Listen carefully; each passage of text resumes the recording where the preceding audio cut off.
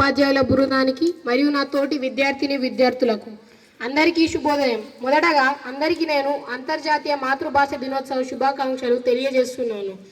నేడు మనం ఈ రోజుని ఎందుకు జరుపుకుంటామంటే అనగా 1999లో యుఎన్ఓ యొక్క ఒక సహజసిద్ధమైన మీటింగ్లో బంగ్లాదేశ్ ఏమని అడుగుతుందంటే మనం యోగా దినోత్సవం గణతంత్ర దినోత్సవం లాగా ఒక రోజు పెట్టుకోవాలి. అదేంటంటే మాతృభాష దినోత్సవం.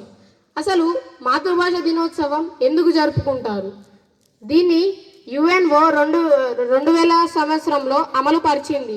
ఏమని అనిందంటే 21 ఫిబ్రవరి రోజు అందరూ అంతర్జాతీయ మాతృభాష దినోత్సవంని వారి భాషల్ని వారు గొప్పగా గౌరవించి ఇంకా వారి మాతృభాష గురించి గొప్పగా చెప్పుకోవాలనే అందరి ఉద్దేశం. అయితే ఈ రోజులలో ఆంగ్లం లేక ఇతర భాషలు రావడం వల్ల మన మాతృభాషని మనం మర్చిపోతున్నాం. మన మాతృభాష మనుషుల లాగానే మట్టిలో కలిసిపోతుంది. అందుకని మనం ఏం చేయాలంటే మన మాతృభాషని మనం కాపాడుకోవాలి. మన మాతృభాష ఎంత గొప్పదంటే మనం పుట్టగానే మొదటగా మాట్లాడే మాట అమ్మ అని మనం మన నోటితోటి ఆ వెన్న వంటి తీయని మాట అంటాము కదా.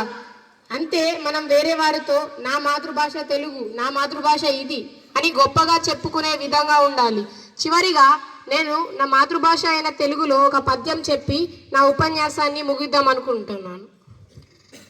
చదువది ఎంత గల్గిన రసజ్ఞత ఇంచువ చాలకున్న ఆ చదువు నిరర్ధకంబు గుణ సంయుతులెవ్వరు మెచ్చరెచ్చటన్ బదునుగా మంచి కూర నలపాకము చేసినైనా అందులో నింపొదవెడు ఉప్పు లేక రుచి పుట్టక నేర్చుటనయ్య భాస్కరా. ధన్యవాదములు.